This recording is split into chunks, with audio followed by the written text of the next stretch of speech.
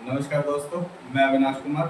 आशा करता हूं कि आप सभी लोग अपनी पढ़ाई पूरी मेहनत और लगन के साथ कर रहे होंगे। दोस्तों, मैं वैदिक सभ्यता का जो सेकंड पार्ट है वो लेकर आया हूं, और जो क्वेश्चन उसमें छूट गए थे, जो मतलब उसका सेकंड पार्ट है। ठीक है, फर्स्ट पार्ट में हमने उसकी बाकी सारी चीज़ें देखी, सेकंड पार्ट में हम फिर देखेंगे इसकी जो बची हुई चीज़ें हैं। ठीक है, इसका सारा डिटेल वाइज, क्रम वाइज मैं आज आपको बता रहा हूँ, है ना। आप दोनों पार्टों को सीक्वेंस वाइज देखिएगा, ठीक है, और सारी डिटेल आपको उसमें मिल जाएगी। वैदिक सभ्यता जितने रिलेटेड जितने भी कंटेंट है वो सब चीज़ें आपको मिल जाएगी। ठीक है, तो आप लोग बिल्कुल ध्यान से अपनी कुर्सी की पेटी बांध के एकदम आराम से बैठ जाइए। ठीक है, चलिए स्टार्ट करते हैं हम लोग अपनी क्लास को। ठीक है दोस्तों, पिछली जो क्लास थी हमारी, पिछली वीडियो थी, उसमें हमने उसके काल और जो भी उसमें चीज़ें होती है उसके बारे में हमने जाना। इससे आगे की चीज़ें हम इस क्लास में जानेंगे। सबसे पहले देखिए क्या लिखा हुआ है कि समाज जो काम का पितृ प्रधान था। ठीक है, जो हमने सिंधु घाटी सभ्यता के बारे में जो हमारी क्लास चली थी उसमें हमने बताया था कि सिंधु घाटी सभ्यता जो थी सभ्यता वो क्या थी, वो मातृ प्रधान थी, यानी उसमें जो है महिलाओं की जो प्रधानता थी। लेकिन जो वैदिक सभ्यता है ये क्या है, ये पितृ प्रधान है, यानी इसमें पुरुषों की प्रधानता है। ठीक है, पितृ प्रधान ये जो सभ्यता थी।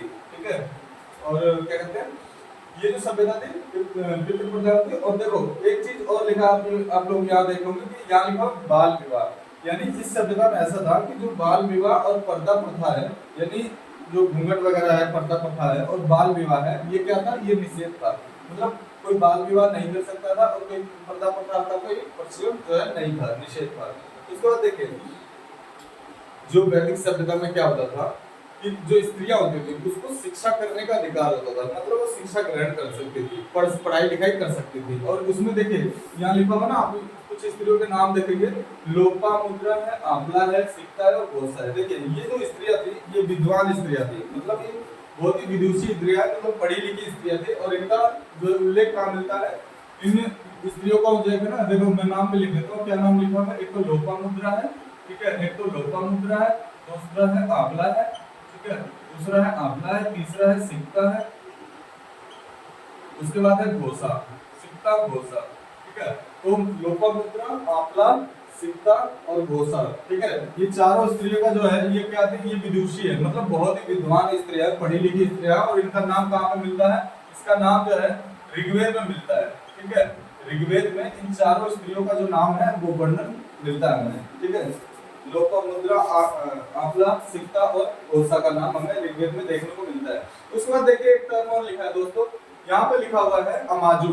ठीक है, अगर आप देख रहे होंगे तो यहाँ लिखा हुआ है अमाजू। ठीक है, ये लिखा हुआ अमाजू। अमाजू का क्या मतलब होता है, ऐसी स्त्रियां, ठीक है, ऐसी लड़की या स्त्री या महिला जो जीवन भर क्या होती है, जो जीवन भर जो होती है बिना शादी किए हुए रहती है, उसे क्या कहते हैं, जो है अमाजू कहते हैं। जीवन भर, ठीक है, जीवन भर बिना विवाह के, ठीक है, जीवन भर बिना विवाह के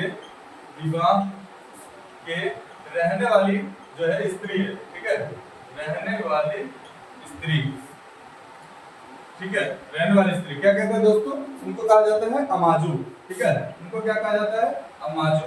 जो जिंदगी भर जो है शादी नहीं करती उनको कहा जाता है अमाजू। ठीक है, उसके बाद देख लेते हैं एक सेकंड टर्म लिखा है उपाध्याय। अब यहाँ पे देखेंगे उपाध्याय।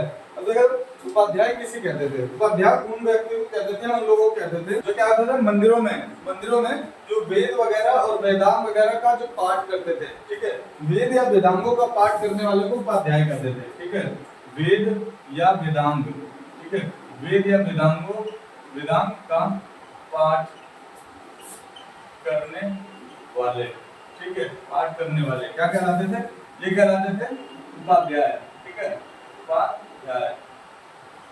ठीक है दोस्तों, ये कहलाते थे उपाध्याय। उसके बाद देखिए एक टर्म और लिखा, उपाध्याय के बाद लिखा हुआ, देखिए यहाँ पे लिखा हुआ पेय पदार्थ। अब जो है इसको नोट कर लीजिए, इसको उसके बाद मैं इनको लिखवाता हूँ और बाकी चीजें हैं। ठीक है, ठीक है दोस्तों, मैं इसको ज्यादा टाइम तक नहीं रख सकता, ठीक है ना, नहीं रख सकता, क्योंकि आप लोग साथ साथ में क्या है ना, या तो सुनते रहिए और उसको साथ साथ में मेरी चीजों को नोट भी करते रहिए। ठीक है, क्योंकि अगर इसको ऐसे 5-5 मिनट में तक अगर मैं रखा रहूंगा तो वीडियो काफी लंबी बन जाएगी। ठीक है, उसका कोई फायदा नहीं होगा। अपने आराम से साथ साथ जो है नोट भी करते रहिए, या फिर मेरी वीडियो को जो है ना बैक करके मेरी सारी इन सब चीजों को नोट कर लीजिए। ठीक है, उसके बाद देखिए एक लिखा हुआ पेय पदार्थ, जो है क्या कहते हैं, आर्यों का। ठीक है, आर्यों का जो कहते हैं ना, एक मुख्य पेय पदार्थ क्या होता था, जो पेय पदार्थ होता था आर्यों का, वो क्या होता था, वो पेय पदार्थ देख लेते हैं। एक होता था सोम रस, ठीक है, एक रस ऐसा जिसे कहते हैं, क्या कहते हैं, सोम रस। और ये किससे बनाया जाता था? सोम रस जो है ये वनस्पति से बनाया जाता था, ठीक है, वनस्पति से, ठीक है, वनस्पति से बनाया जाता था, बनाया जाता था, ठीक है। ये सोम रस होता था और वनस्पति से बनाया जाता था। यही जो है क्या होता था, ये आर्यों का जो है मुख्य पेय पदार्थ होता था, ठीक है। उसके बाद देख लेते हैं, एक होता था वस्त्र, और वस्त्र उनके कौन कौन से थे? कई बार मुझसे पूछता था कि आर्यों के जो वस्त्र हैं उन वस्त्रों को क्या कहते थे या क्या क्या होते थे। देखिए 3 प्रकार के वस्त्र होते थे उनके, कौन कौन से? 3 प्रकार के वस्त्र होते थे। पहला कौन सा? पहला होता था वास, दूसरा है अधिवास, ठीक है, दूसरा है अधिवास, और तीसरा है उषरीस, ठीक है, उषरीस। देखिए 3 प्रकार के वस्त्र होते थे। कितने प्रकार के? जो कभी पूछे ना डायरेक्टली कितने प्रकार के उनका वस्त्र धारण करते थे, तो 3 प्रकार के। कौन सा? वास है, अधिवास है और उषनीस है। ये 3 प्रकार के जो है, जो आर्य लोग हैं या वैदिक सभ्यता के लोग हैं, अपने वस्त्र को 3 प्रकार के वस्त्रों को पहनते थे। एक उत्तर में और लिखा हुआ नीवी, ठीक है। नीवी किसे कहते हैं? देखिए दोस्तों, जो अंदर पहनने वाले कपड़े होते थे, कौन से? जो अंदर पहनने वाले कपड़े होते थे ना, उन कपड़ों को नीवी कहते थे, ठीक है। अंदर धारण करने वाले, ठीक है, अंदर धारण करने वाले वाले कपड़े, ठीक है, उनको क्या कहते थे? उनको नीवी कहते थे, ठीक है दोस्तों। उन कपड़ों को क्या कहते थे? नीवी कहते थे, ठीक है। देखिए उसके बाद लिखा है, ठीक है, मनोरंजन के साधन। अब जो वैदिक सभ्यता के लोग थे वो मनोरंजन के लिए किन किन साधनों का उपयोग करते थे, ठीक है ना। उसके लिए मैं बता दूं, वो मुख्यतः जो है ना 3 चीजों का उपयोग करते थे। कौन कौन से थे वो साधन? ठीक है, मुख्यतः 3 साधनों का, 3 चीजों का उपयोग करते थे उनका मनोरंजन का साधन थे, 3 या 4 चीजों का। देखिए मैं बताता हूँ। सबसे पहला है, ठीक है, मनोरंजन के साधन। देखिए क्रम वाइज से पहला तो देखिए, पहला बात तो संगीत है, ठीक है, क्या करते थे? संगीत सुनते थे। दूसरा है घुड़दौड़, ठीक है, घुड़दौड़ यानी घोड़े की दौड़, घुड़दौड़ उनका खेल था, ठीक है। एक है घुड़दौड़, उसके बाद है रथ दौड़, ठीक है, रथ दौड़। देखिए क्या क्या होता है? संगीत है, घुड़दौड़ है, रथ दौड़ है, और एक चीज और है चौथा, वो है भूत क्रीड़ा, ठीक है, भूत क्रीड़ा। ये 4 तरीके के उनके मनोरंजन के साधन होते थे, जिनके जो आर्य होते थे, जो वैदिक सभ्यता के लोग होते थे, उनके लिए क्या? संगीत है, घुड़दौड़ है, रथ दौड़ है और भूत क्रीड़ा है, ठीक है। ये 4 तरीके के उनके मनोरंजन के साधन होते थे। उसके बाद देखिए, उसके बाद लिखा है व्यवसाय, ठीक है। देखिए व्यवसाय क्या होता था? व्यवसाय में जो होती थी उनकी एक प्रणाली प्रचलित थी। जैसे लेन देन की प्रणाली, हम लोग आजकल पैसा देके और किसी को हमने पैसा दिया और फिर वहां से हमने सामान लिया, ऐसा जो है मुद्रा विनिमय प्रणाली है ना। तो पहले इनके समय में क्या होता था? पहले वस्तु विनिमय प्रणाली होती थी, यानी एक वस्तु की जो लेकर, एक वस्तु के बदले दूसरी वस्तु ली जाती थी। तो जो है लेन देन में, ठीक है, लेन देन में कैसी प्रणाली थी? लेन देन में वस्तु, ठीक है, वस्तु विनिमय की प्रणाली, ठीक है, वस्तु विनिमय की प्रणाली प्रचलित थी, ठीक है, ठीक है, वस्तु विनिमय की प्रणाली जो क्या थी? प्रचलित थी, ठीक है। उसके बाद देख लेते हैं नेक्स्ट क्वेश्चन है। उसके बाद देखिए एक टर्म लिखा है अदन्या, ठीक है। अदन्या अगर आप लोगों ने पढ़ा होगा तो अदन्या किसे कहते हैं? अदन्या देखो गाय जो होती थी, क्या कहते हैं? अदन्या किसको कहते थे? अदन्या जो है वो गाय को कहते थे, ठीक है, गाय को कहते थे। यानी गाय को ऐसी श्रेणी में रखा हुआ है, ऐसी श्रेणी में रखा हुआ था जिनसे क्या होता था? जो कि न मारे जाने योग्य, मतलब ऐसी पशु की श्रेणी में जिसको मारना गुनाह है, ठीक है, जिसको मार नहीं सकते थे। यानी न मारे, क्या अदन्या का क्या मतलब है? न मारे जाने योग्य, न मारे जाने योग्य पशु, ठीक है, न मारे जाने योग्य जो है पशु है। न मारे जाने योग्य पशु की श्रेणी में, न मारे जाने योग्य पशु की श्रेणी में किसको रखा जाता था? गाय को, और जिसे क्या कहते थे? अदन्या कहते थे, ठीक है। उसके बाद देखिए प्रिय पशु। देखिए जो वैदिक सभ्यता है, आर्यों का सबसे प्रिय पशु कौन सा था? ठीक है, प्रिय जो है पशु, प्रिय पशु क्या था? घोड़ा था, ठीक है, प्रिय पशु घोड़ा था। और क्या है? प्रिय, सबसे प्रिय देवता कौन से थे? सबसे प्रिय जो देवता थे वो थे इंद्र, ठीक है, वो थे इंद्र, ठीक है। तो सबसे प्रिय देवता घोड़ा हो गया, सबसे प्रिय पशु जो हो गया वो घोड़ा हो गया, और सबसे प्रिय देवता कौन थे? इंद्र हो गए। उसके बाद देखिए दोस्तों लिखा हुआ है खोजी गई धातु, ठीक है, जो उन्होंने खोजी थी धातु, वो कौन कौन सी धातु थी, ठीक है, जो उन्होंने खोजी थी, आर्यों द्वारा खोजी गई धातु तो लोहा थी, ठीक है, आर्यों ने जिस धातु को खोजा था उस धातु का क्या नाम था? उस धातु को खोजा, वो थी लोहा, ठीक है। तो मैं लिख देता हूं यहाँ पे लोहा, ठीक है, क्या था? आर्यों द्वारा खोजी गई, ठीक है, आर्यों द्वारा खोजी गई धातु, ठीक है, धातु। अब देखिए लोहे को क्या कहते थे दोस्तों, ठीक है दोस्तों, लोहे को क्या कहते थे? लोहे को कहते थे श्याम अयस, ठीक है, श्याम अयस कहते थे, ठीक है, लोहे को कहते थे श्याम अयस। अब देखिए ये जो आर्यों द्वारा खोजी जाने वाली थी ये धातु थी श्याम अयस, और एक चीज और था, तांबे को क्या कहते थे, ठीक है, लोहे को कहते थे श्याम अयस, और जो तांबा आता था दोस्तों उसको क्या कहते थे? उसको कहते थे लोहित अयस, ठीक है, लोहित अयस, ठीक है। तो लेकिन जो आर्यों द्वारा खोजी गई धातु कौन सी थी? वो थी श्याम अयस यानी लोहा थी, ठीक है, ये आपको ध्यान रखना। उसके बाद देखिए एक चीज और लिखा है, देखिए दोस्तों क्या लिखा है? 8वीं सदी में ज्ञान, जो भारतीय थे उनको जो है भारतीयों को, ठीक है, भारतीयों को, ठीक है, लोहे का ज्ञान कब हुआ? यानी ये जो खोज थी इसका ज्ञान कब हुआ है? तो जो भारतीयों को लोहे का जो ज्ञान है, ठीक है, लोहे का ज्ञान, ठीक है, 8वीं सदी में कब हुआ? 8वीं सदी में, ठीक है, 8वीं सदी में हुआ, ठीक है, ठीक है दोस्तों, 8वीं सदी में हुआ, नोट कर लीजिए इस चीज को, ठीक है। उसके बाद देखिए नेक्स्ट चीज लिखा हुआ है पानी, ठीक है, इसको मिटा देता हूँ, आप लोग वीडियो को बहुत पीछे बैक करके एक बार नोट कर लीजिएगा, ठीक है।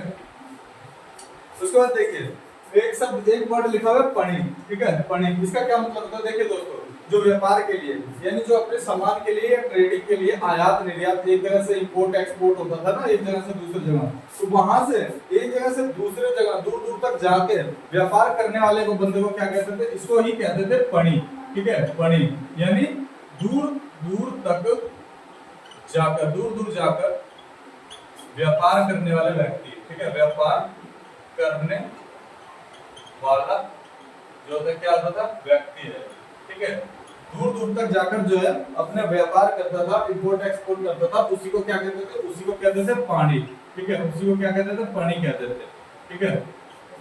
उसके बाद देखिए एक वर्ड और एक टर्म और लिखा हुआ है, यहाँ पे लिखा है दोस्तों जो है वस्तु विनिमय की प्रणाली प्रचलित है। अभी मैंने बताया ना आपको जो वस्तु विनिमय की प्रणाली जो थी उसमें प्रचलित थी लेन देन में, ठीक है। अभी हमारे पे मुद्रा विनिमय की प्रणाली प्रचलित है, हम पैसा देकर किसी को सामान लेते हैं, ऐसे ही वस्तु विनिमय की प्रणाली थी, वस्तु के बदले वस्तु लिया जाता था, ठीक है। अब देखिए एक टर्म और लिखा हुआ है वैकनोट, ठीक है। वैकनोट का क्या मतलब होता था? वैकनोट का मतलब होता है दोस्तों ऐसा व्यक्ति, ठीक है, वैकनोट, वैकनोट का मतलब होता है ऐसा व्यक्ति जो पैसा देकर क्या होता था? जो पैसा देकर ब्याज लेता था, ऋण मतलब सूदखोर जिसे कहते हैं। वैकनोट का क्या मतलब होता है? सूदखोर।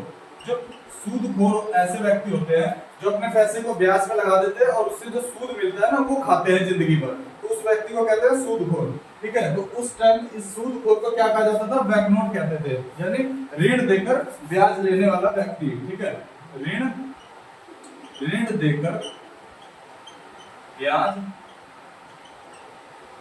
लेने वाला व्यक्ति, ठीक है, ऋण देकर ब्याज लेने वाला व्यक्ति सूदखोर कहलाता था, जो उस पैसे से अपना जीवन यापन करता था, जो ब्याज के पैसे होते थे उससे, ठीक है दोस्तों। उसके बाद देखिए नेक्स्ट लिखा हुआ है एक मध्यस्थ देवता। देखिए मध्यस्थ देवता का मतलब ये होता है कि जो आदमी और जो है मनुष्य, जो आदमी है, जो मनुष्य है और देवता के बीच में मध्यस्थ की भूमिका के रूप में किस देवता की पूजा की जाती थी? तो जो है मैं लिख देता हूं यहाँ पे मनुष्य और देवता, मनुष्य और देवता के बीच मध्यस्थ की भूमिका के रूप में, ठीक है, मध्यस्थ की भूमिका के रूप में, ठीक है, रूप में किस देवता की पूजा की जाती थी? तो आदमी और मनुष्य के बीच में एक मध्यस्थ की भूमिका निभाए, ऐसे में अग्नि देवता की पूजा की जाती थी। किसकी? अग्नि जो है देवता की, इनकी पूजा की जाती थी, ठीक है, अग्नि देवता की पूजा की जाती थी मध्यस्थ के रूप में, जो मनुष्य और देवता के बीच में एक मध्यस्थ की भूमिका निभाते थे, ऐसे में अग्नि देवता की पूजा की जाती थी, मध्यस्थ, इन्हें मध्यस्थ देवता कहते हैं, ठीक है। उसके बाद देखिए नदियों के बारे में देख लेते हैं, बहुत इंपॉर्टेंट है दोस्तों। कई बार ये पूछा भी जाता है कि सबसे जो है पवित्र नदी किसे माना गया है ऋग्वेद में, ठीक है। तो एक नदी है, ठीक है, एक नदी है जिसका नाम है सरस्वती नदी। आपने देखा सरस्वती नदी जो है कौन सी, सरस, ठीक है, सरस्वती, ठीक है। इसको जो है ऋग्वेद में सबसे पवित्र नदी माना गया है, ठीक है। गंगा जमुना से भी सबसे पवित्र जो है, जो किसे माना गया है, सरस्वती को क्या कहते हैं, सबसे पवित्र नदी, ठीक है, सबसे पवित्र नदी माना गया है, ठीक है, किसको, सरस्वती को। और देखिए गंगा का जो है, इसमें कई नदियों का कई कई बार उल्लेख हुआ, तो गंगा जो नदी है इसका जो है कितनी बार उल्लेख हुआ है, गंगा का एक बार उल्लेख हुआ है, ठीक है, एक बार उल्लेख हुआ है। एक बार जो है गंगा का हुआ है और 3 बार जो है किसका हुआ है, 3 बार जो है यमुना का, ठीक है। यमुना नदी का कितनी बार, 3 बार उल्लेख हुआ है, 3 बार उल्लेख, ठीक है, 3 बार यमुना का उल्लेख हुआ है। उसके बाद देखते हैं सिंधु का, एक नदी और बहती है दोस्तों, उसका नाम है सिंधु, उसका सबसे ज्यादा बार जो है उल्लेख हुआ है, सबसे ज्यादा बार उल्लेख, ठीक है, किसका, सिंधु नदी का सबसे ज्यादा बार उल्लेख हुआ है। देखिए सबसे पवित्र नदी कौन सी है, सरस्वती नदी है। गंगा का एक बार उल्लेख हुआ है, यमुना का 3 बार उल्लेख हुआ है और सिंधु का जो है सबसे ज्यादा बार उल्लेख हुआ है दोस्तों, ठीक है। तो ये थी ऋग्वैदिक सभ्यता से संबंधित कुछ बातें जो है, ठीक है दोस्तों, जो मैंने आपको बताया है। तो आप यकीन मानिए इस चीज को कि अगर आप मेरी खाली वीडियो को देखेंगे तो आपको किसी किताब को उठाने की जरूरत नहीं पड़ेगी, और आप लोग इस चीज को, मेरी वीडियो को 2-4 बार अगर आप लोग रिपीट करके देखेंगे तो ये चीजें आपको याद हो जाएगी, और ये इंपॉर्टेंट है बहुत एग्जाम के पॉइंट ऑफ व्यू से, ठीक है दोस्तों। तो आशा करता हूँ ये वीडियो आपको अच्छी लगी होगी, और मेरे इस चैनल को सब्सक्राइब कर दीजिए और भी ज्यादा लोगों को इसको शेयर कर दीजिए। और वीडियो अच्छी लगी हो आपके पॉइंट ऑफ एग्जाम के पॉइंट ऑफ व्यू से इसको लाइक भी कर दीजिए, ठीक है दोस्तों। नमस्कार।